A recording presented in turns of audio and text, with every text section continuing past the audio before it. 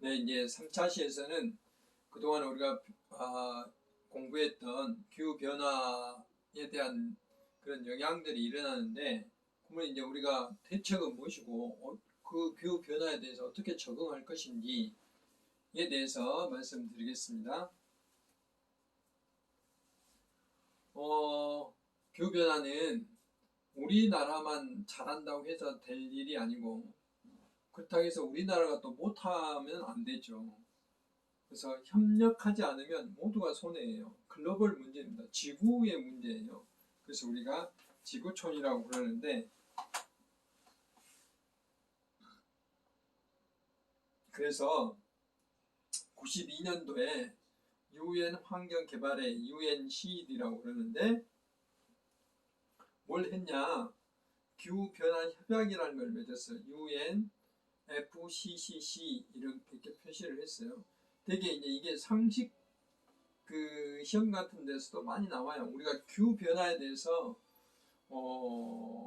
모르면 안 되기 때문에 이런 것들이 이제 일반적으로 상식적으로 여러분 많이 알고 있어야 돼요.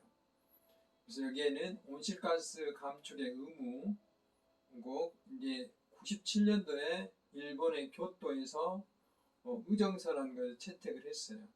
그럼으로 인해서 법적인 구속력 지키지 않으면 안 된다는 거죠. 선진국들이 온실가스 감축하는 의무를 갖도록 했어요. 그래서 2005년도에 공식적으로 발효가 됐습니다. 그래서 교토 의정서라고 그러는데요. 이제 여기에서는 2015년도에 또 파리 협약에 대해서 또 말씀드릴 텐데, 여기에서는 선진국들이 주로 이제 이산화탄소 배출을 많이 하기 때문에 그만큼 이제 개발도 많이 하고 산업도 많이 발달되고 그렇기 때문에 선진국들만 지키도록 했어요.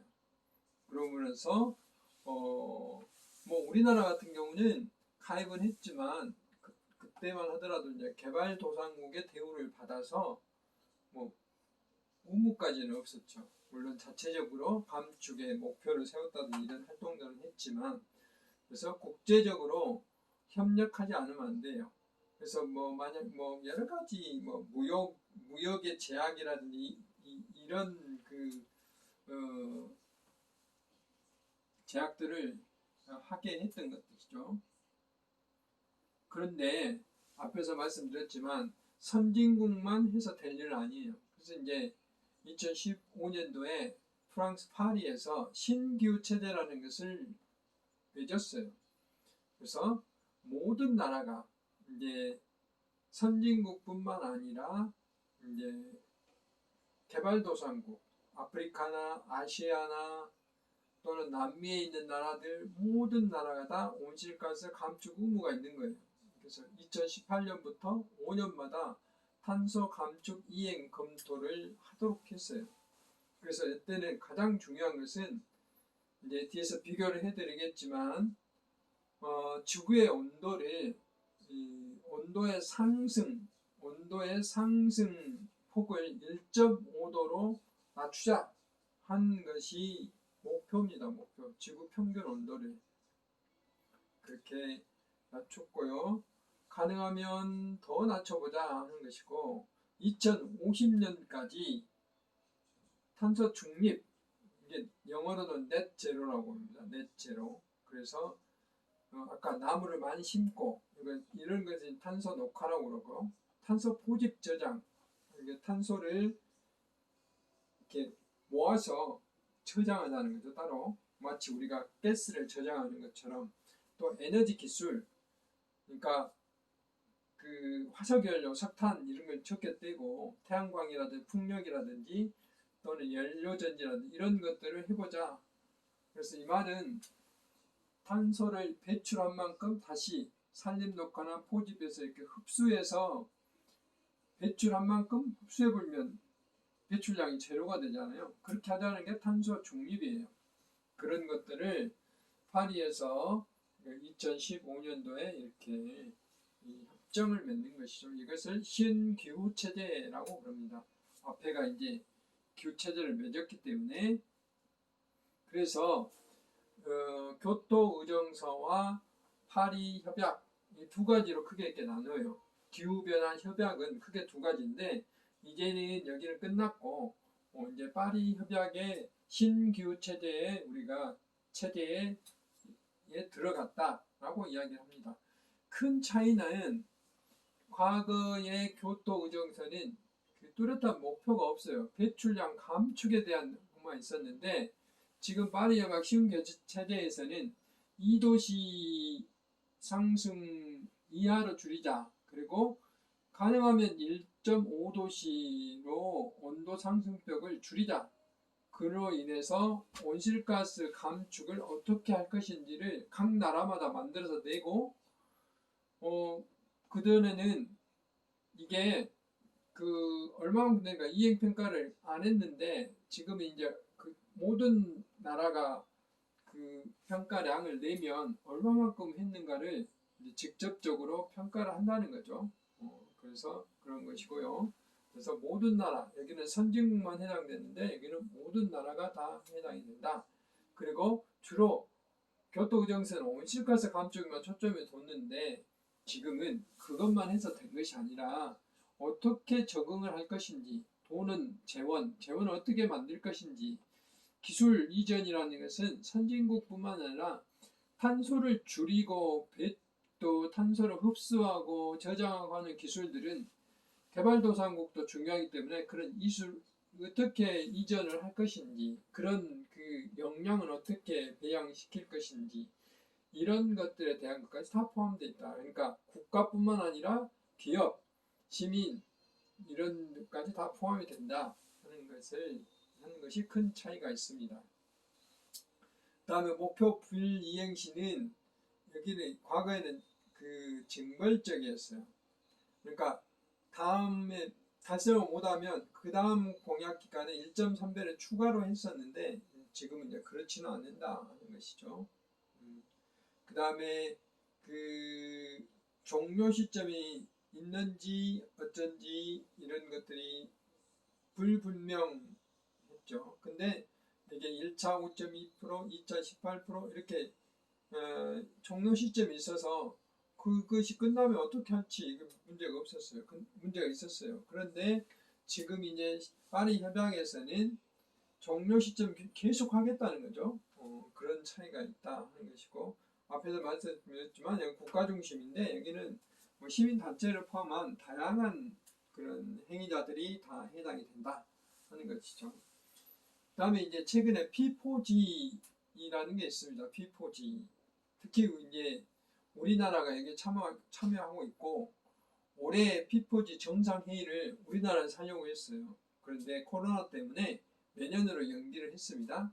이것은 영어로 Partnering for Green Growth and the Global Goals 2030이에요. 그래서 녹색 성장, 그 다음에 2030년 글로벌 목표를 위한 연대, 기후변화, 파리의 기후변화 협정이 있지만 그 중에 또 이제 이 덴마크가 주도가 돼서 2017년 9월에 출범을 했는데 B4G라는 게 녹색 성장과 글로벌 목표를 위한 것이에요.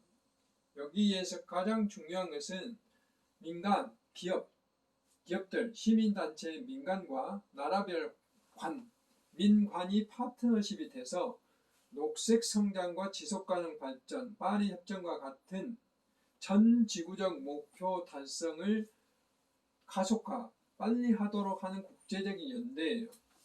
그러니까 한마디로 말하면 물, 에너지, 순환경제라는 것은 그 자원순환, 폐기물을 다시 사용하고 뭐 이런 것에 해당되죠. 도시, 식량, 농업 이게 5개의 중점 분야를 만들어서 이런 분야에 대해서 서로 돕는 거죠. 여기 보면 현재는 12개 국가가 가입이 되어 있는데 덴마크, 네덜란드, 방글라데시, 칠레, 콜롬비아, 케냐, 남아공 뭐 이런 나라들인데 우리나라도 여기 가입이 되어 있어요.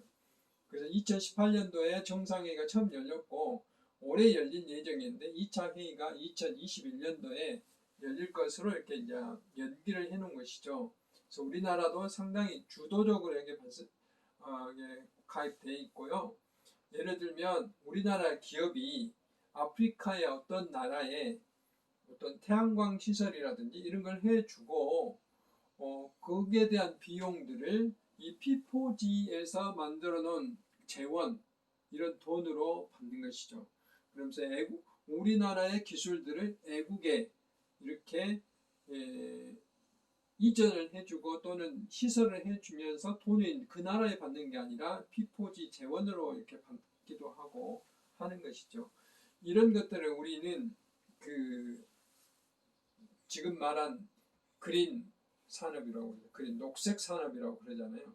지금 이제 앞에 제가 말씀드렸던 그린 뉴딜의 하나의 기회가 되는 거죠. 그래서 신기회라고, 기후변화가 또 우리 지구에게 어떤 기회를 주는 거죠. 이런 탄소를 저감하고 또 탄소를 발생하지 않게 하는 기술들을 끊임없이 개발함으로써 이게 이제 우리가 돈도 벌게 되는 것이죠. 이게 이제 그 녹색 산업의 핵심이죠. 그래서 우리가 P4G에 주도적으로 이렇게 하고 있다. 주도적으로 하는 게 또 있어요. 9월 3일이 이제 세계 청정 하늘의 날, 이것도 이제 작년에 우리 대통령이 유엔에서 제안을 해서 유엔에서 채택이 된 날이에요. 아직 이제 코로나 때문에 이게 상당히 묻혔는데 이런 것도 이제 상당히 의미가 있죠. 그래서 이제 기후 변화에는 크게 두 가지 채널이 있어요. 하나는 감축이에요. 감축. 어떻게 하든지 온실가스가 배출이 잘 안 되도록 해야 된다는 거죠. 그러려면 뭐 이렇게 신재생에너지를 이용한 에너지 전략을 한다든지 또는 자전거나 대중교통을 이용한다든지 이런 이제 뭐 우리가 할 수 있는 간단한 것도 말씀드릴 수 있고, 적응이라는 것은 이제 적응에 살아야 돼요. 우리가 이제 예를 들면 쌀을 재배 못하면 쌀 대신 뭐 다른 걸 먹을 수 있도록 해야 된다든지, 홍수가 자주 일어나면 홍수가 안 일어나도록 뭐 하천의 시스템이라든지 호수의 시스템이나 댐의 시스템 이런 것들을 이제 만들어야죠. 또 우리나라에서 잘 자랄 수 있는 작물을 개발한다든지 이런 것들이 이제 적응이죠. 그래서 적응과 감축 이 두 가지가 같은 채널로 가야 된다는 거죠.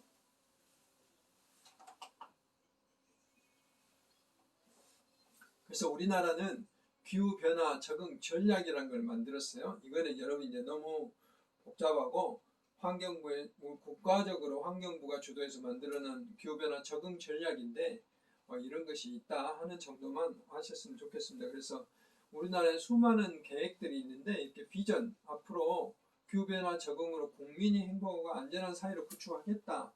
그러려면 기후변화로 인한 위험을 감소시키고 기회를 현실화시키겠다 하는 거예요. 그래서 4대 정책을 만들었는데 과학적인 위험 관리 시스템을 제대로 하겠다는 거죠. 그다음 안전한 사회 건설, 기후변화로 인한 특히 취약계층을 보호한다든지 산업계 경쟁력 확보, 적응 역량을 강화한다든지 해외시장, 아까 제가 말씀드렸던 녹색 산업을 육성한다든지 이런 것이죠. 그 다음에 이제 지속가능한 자연자원 관리, 생물종 보존 관리, 생태계 복원 관리, 기후변화에 강한 그런 생태계 위험 요소를 관리한다든지 이런 것들이 이제 4대 정책이고, 이걸 얼마나만큼 잘 이행을 하고 있는가 하는 것이 이행 기반이에요. 국내외 이행 기반 마련. 그래서 늘 점검을 하겠다는 거죠. 핵심 지표나 풍성과 지표를. 이런 게 우리나라 기후변화 적응 전략에 대한 내용입니다. 참고로 하시라는 이야기죠. 이걸 막 외우려고 할 필요는 없습니다. 그 내용 중에 보면 적응에 대한 주요 지표가 이게 있어요. 예를 들면은 기후변화 시나리오 고도와 아까 제가 ICP 시나리오, 지구가 온도 1도 상승할 때 2도 상승할 때 어쩌다 하는 건데 이것도 기상청하고 환경부가 지속적으로 이런 걸 하고 있어요. 이렇게 된다. 또 품종, 대응 품종을 어떻게 개발할 것인지 이런 거. 그 다음에 적응 정보의 공통 데이터베이스 구축을 하겠다. 2020년까지 금년도까지 취약계층에 대한 DB 구축을 하겠다. 이렇게 기후 변화에 적응을 어떻게 할 것인지를 이제 이미 우리나라는 계획을 세워서 이렇게 하나씩 분야별로 차근차근 준비를 하고 있다 하는 말씀을 드립니다.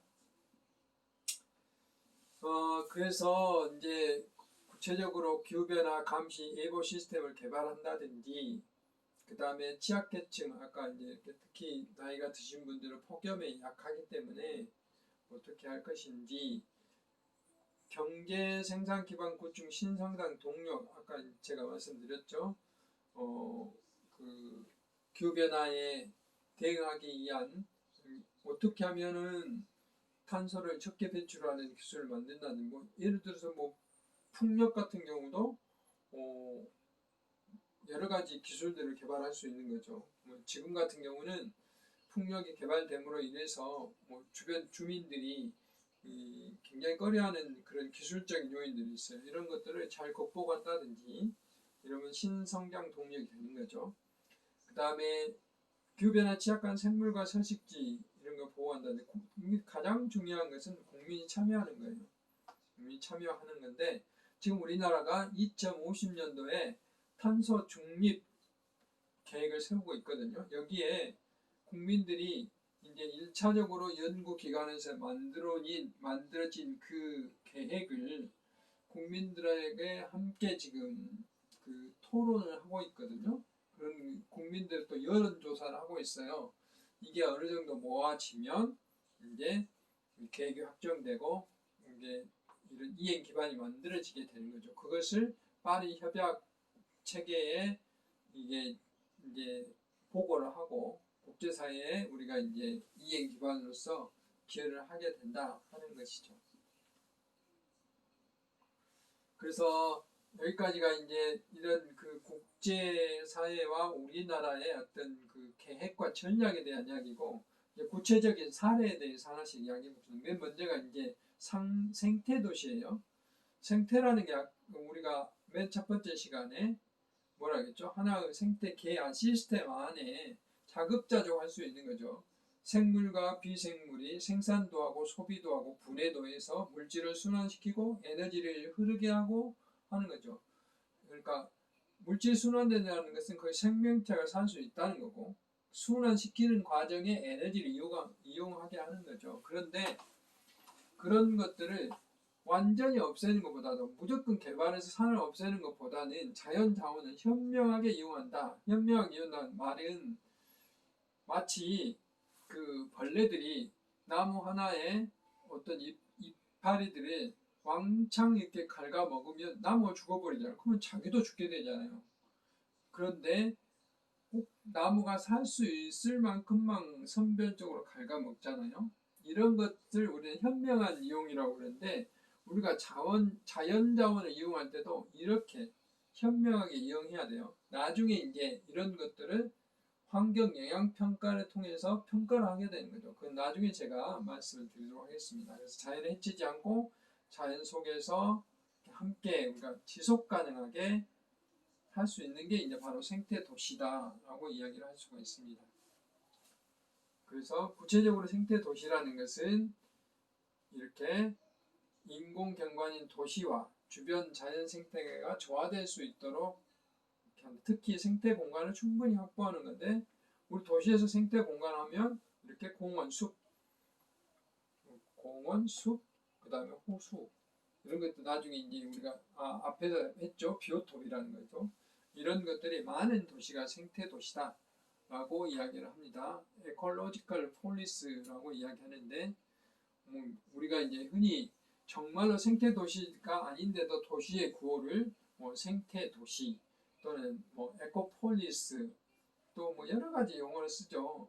근데 정말로 그런 의지를 갖고 생태를 보존하는 노력이 정말 필요하다 하는 것이 이제 생태 도시고, 이건 결국은 거기에 국민들, 시민들을 이해하는 방법이라고 할 수가 있습니다. 기후변화에 대응하는, 적응하는 방법이기도 하는데, 그래서 생태도시의 유형은 환경도시, 환경과 조화를 이루는 지속가능한 도시, 주택, 교통, 인구 등 이런 것들 상호 고려돼서 계획한 도시, 전원도시, 녹택도시, 에코시티, 전부 다 생태도시라고 말을 할 수 있는데, 진짜로 생태도시는 에너지 사용을 최소화하고 자급자족할 수 있어야 돼요. 생태계처럼 그다음 신재생 에너지를 사용한다라는 말은 화석연료를 적게 사용하자는 거죠.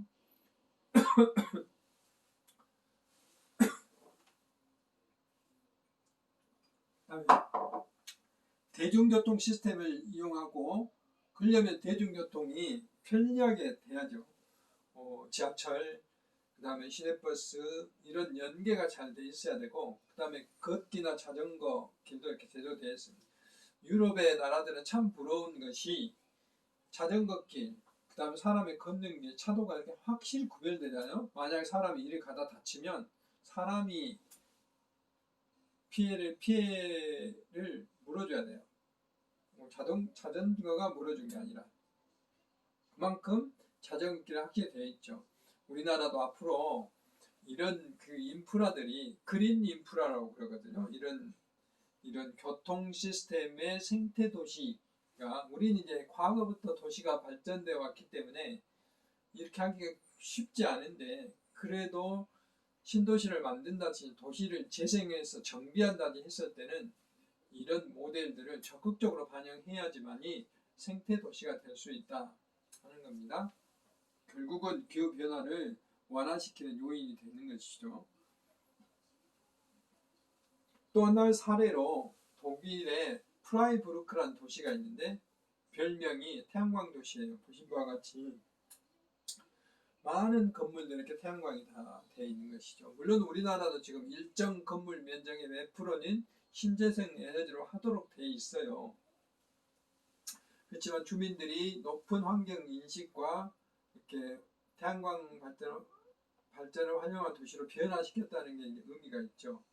그래서 그거 외에도 시간제 전기요금제, 우리나라도 일부 시행하고 있죠. 피크 타임 때 전기요금 비싸고 남들이 사용하지 않을 때 전기요금 저렴하고 자전거 중심의 교통체계, 쓰레기 재활용, 녹지, 공원 같은 거, 도로 포장을 최소화하고 무공해 첨단 시설을 만들고 하는 것들이 이 도시의 특징입니다. 브라질의 꾸리티바라는 도시가 있어요. 여기는 교통체계가 환경을 생각한 교통체계 도입인데 이제 공업화 인구 증가로 환경이 심각하니까 여기는 독창적인 교통체계 중앙버스 차로제라는 걸 만들었어요. 이렇게 생겼는데요. 마치 이제 우리가 지하철을 탈 때 버스는 이렇게 계단을 올라가서 이렇게 올라가잖아요. 근데 버스 타는 것도 이 버스가 중앙으로 다니면서 보시면 지하철을 타듯이 이렇게 손쉽게 탈 수 있도록 하고 대중교통의 활성화를 위해서 불절 버스를 만들어서 이렇게 대중교통 체계를 활성화시킨 거죠. 브라질의 꾸리티바의 사례고요.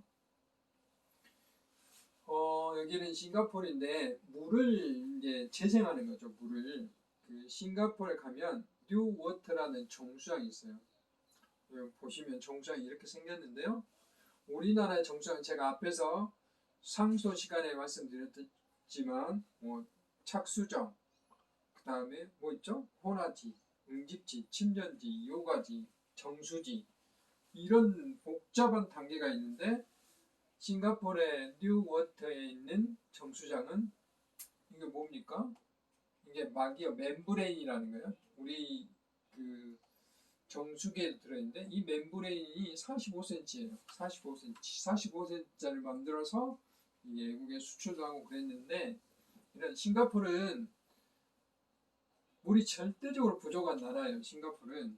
그래서 물을 한 방울도 바다로 흘러나가지 않도록 하겠다 해서 이렇게 학원을 만들어서 이렇게 특별한 시스템을 만들고 지금도 말레이시아에서 과거에는 거의 한 6, 70%를 말레이시아에서 원수를 사다가 수돗물을 만들었고 또 소문에 의하면 일부를 말레이시아에 팔았단 말도 있는데 지금은 말레이시아로 다시 가지는 않고 싱가포르에서 소문하는데 지금도 한 40% 정도는 말레이시아에서 원수를 가져다가 그 송수관을 만들어서 하는데 앞으로 이제 20, 30년 후에는 물로부터 독립하겠다는 게 싱가포르의 목표예요. 그래서 한번 사용한 하수도 물을 다시 이렇게 막려가 처리 시스템을 거쳐서 수돗물로 만들어서 이렇게 공급을 하는 거죠.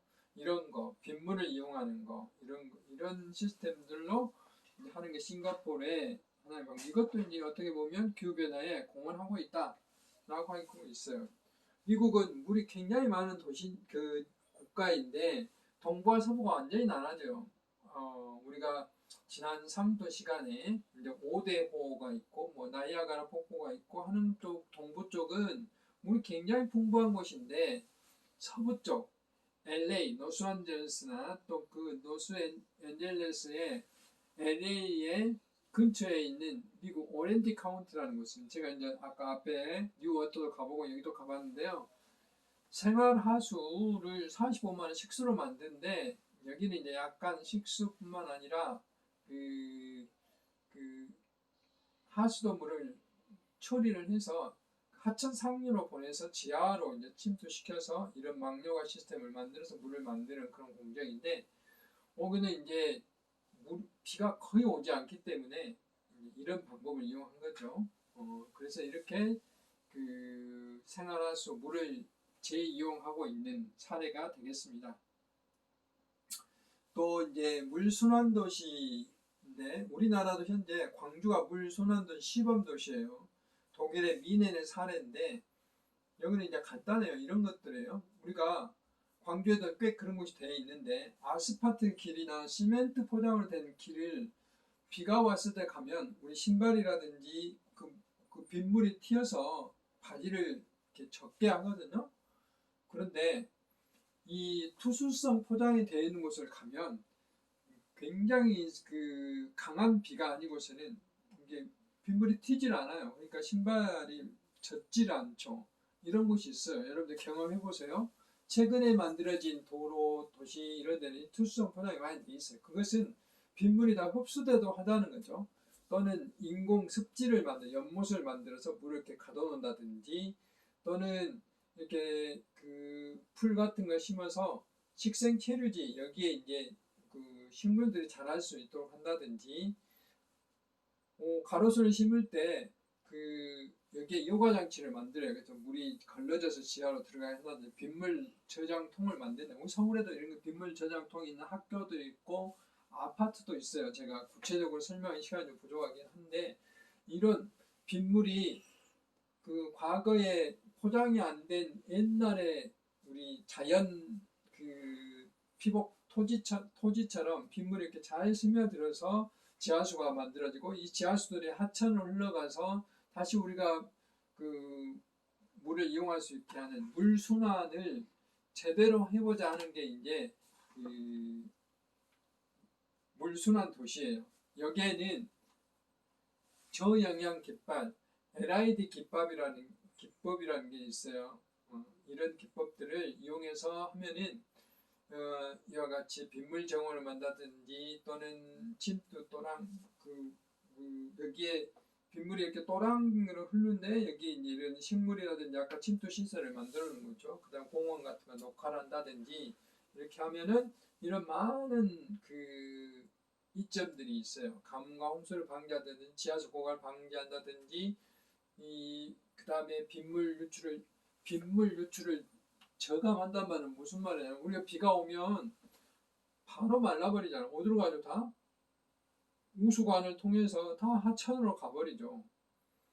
그러면 우리가 살고 있는 지역은 이제 바로 건조가 돼서 뜨거운 태양이 비치면 덥게 되는 거죠. 근데 한 번에 그냥 물이 흘러가버리기 때문에 하천도 좀 있으면 고갈되는 거죠. 강주천처럼. 그런데 이게 침투가 되게 되면 천천히 빗물이 유출되죠. 하천으로 천천히 간다는 거죠. 그러니까 365일 동안 하천에 물이 마르지 않고 흐르게 되는 거죠. 이런 이점이 있죠. 그런 걸 물순환이라고 그러고 이렇게 이제 나무들이 많이 심어서 물을 저장하는 것은 우리 생태 면적력 증가라고 해요. 결론은 기후변화를 완화시키는 거죠. 그래서 이제 최근에 개발한 많은 도시들은 다 저영향 기법들을 이용할 수 있도록 하는 것이죠. 그다음 바람길, 이제 바람의 통로를 만들어주는 거예요. 이런 것들은 이제 그 오픈 스페이스라고 그러는데 이것은 공원과 산과 공원과 도시와 물과 이런 것 서로 연결시켜 주는 거예요. 이런 것을 영어로는 이제 그 여러 가지 면들, 물 같은 경우 부루, 그 다음에 하늘은 화이트, 그래서 이런 것들 색깔별로 네트워크를 만든다 이렇게 이야기를 하는데, 여러분 보세요. 이렇게 빽빽해진 빌딩 숲에 있는 곳의 공기와 이렇게 바람이 충분히 통할 수 있도록 물과 산을 연결시켜주는 이런 도시가 어느 곳에 살고 싶어요? 당연히 여기 살고 싶겠죠. 여기는 보신 바와 같이 공기도 깨끗하고, 이거는 그 바람이 많이 부니까 확산이 잘 돼서 그런 거죠. 여기는 확산이 잘 안 되겠잖아요. 그래서 이런 바람길을 통해서 외부에 있는 신선한 공기, 광주 같은 경우는 무등산에 있는 공기들이 무등산 계곡을 통해서 광주천을 통해서 우리 지역으로 이렇게 아파트로 통해서 이렇게 나와요. 그래도 빽빽하게 지은 빌딩 아파트보다는 공기들이 충분히 통할 수 있도록 건물 배치를 잘 해야 된다. 이건 도시계획부터 이렇게 해야 된다는 것이죠. 그래서 우리 도시가 그렇게 되려면 앞에서 제가 설명했던 이런 기온 역증이, 공기가 안정되는 기온 역전이 일어나면 안 되고, 충분히 공기가 확산이 잘 될 수 있도록 이런 대류 현상이 일어날 수 있도록 해야 돼요. 그렇게 하려면 바람길을 충분히 만들어줘야 된다 하는 것입니다. 그래서 바람길의 그 대표적인 도시가 독일의 슈투트가르트라는 곳이에요. 여기에는 아예 법으로 만들어서 바람, 그 도시의 조성 당시부터 이렇게 산에 있는 바람길이 충분히 통할 수 있도록 공원이라든지 광장을 만듦으로 인해서 이렇게 바람이 도시로 유입될 수 있도록 이렇게 이제 만들게 된 것이고요. 그래서 바람길을 위한 그런 법, 지침을 만들어서 이렇게 신규 건물을, 바람길을 막는 신규 건물을 못 짓게 한다든지, 건물과 건물 간의 간격을 넓히고 또 층수를 5층 이하로 규제한다든지, 큰 길과 작은 공을 100m 폭을 확보해야 된다든지, 뭐 이런 것들입니다. 그래서 이런 그 공원들을 만드는 건데, 이런 것들을 공기댐이라고 해요. 새로운 용어죠. 이런 나무들이 많으면 공기가 차가워지니까 바람이 만들어지는 거죠.